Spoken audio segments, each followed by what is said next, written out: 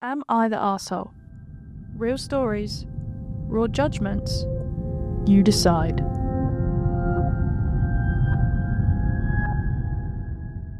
This story's by Massive Law. I, 32 male, live in a quiet neighbourhood where everyone mostly keeps to themselves. I moved here 5 years ago after getting a remote job that allowed me to live anywhere. It was peaceful, and I liked it that way, until I met my next-door neighbour, Greg. From the start, Greg gave me weird vibes. He was overly friendly in a way that felt forced, always asking me personal questions about my work, finances, and family.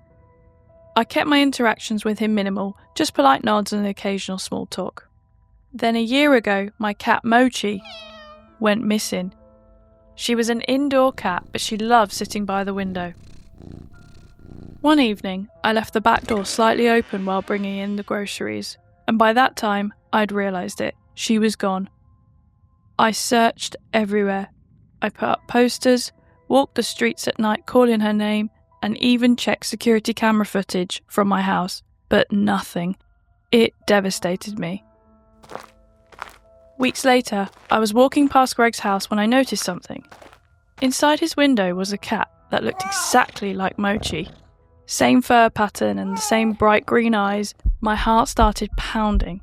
I knocked on his door trying to stay calm. When he answered, I pointed at the window and said, "Greg, that's my cat." He laughed and said, "No, it's not. I found her outside weeks ago. She didn't have a collar, so I kept her." I told him I had proof. Photos, vet records, and videos of her playing in my house.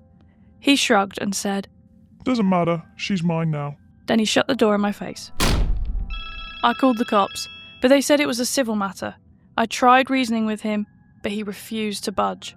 One night, I even thought about just breaking in and getting her back, but I knew that would get me arrested. I had to let it go.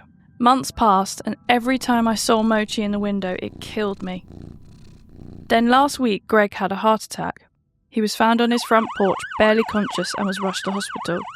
His family isn't close to him, so the neighbourhood pitched in to check on his house, feed the dog, and handle his mail. Someone suggested we also start a fundraiser to help with his medical bills. And then it happened. Greg's sister, who flew in from out of state, knocked on my door. She looked exhausted. She said, "Greg said you work from home and don't have a family here. Would you be able to help take care of his pets until he's back?" I looked her dead in the eyes and said, "No." She seemed a bit taken aback and said, "I know he can be difficult, but this is a life or death situation. He has no one else to rely on." I said, "That man stole my cat, and when I begged for her back, he laughed at me. So no, I won't be helping him." She turned red and muttered something about me being heartless before storming off. Since then, a few neighbours have been cold towards me, and I heard one of them say, "It's just a cat." I don't care if Greg recovers and asks for my help. I'll give him the same answer he gave to me when I begged for my cat back. But still, am I the arsehole?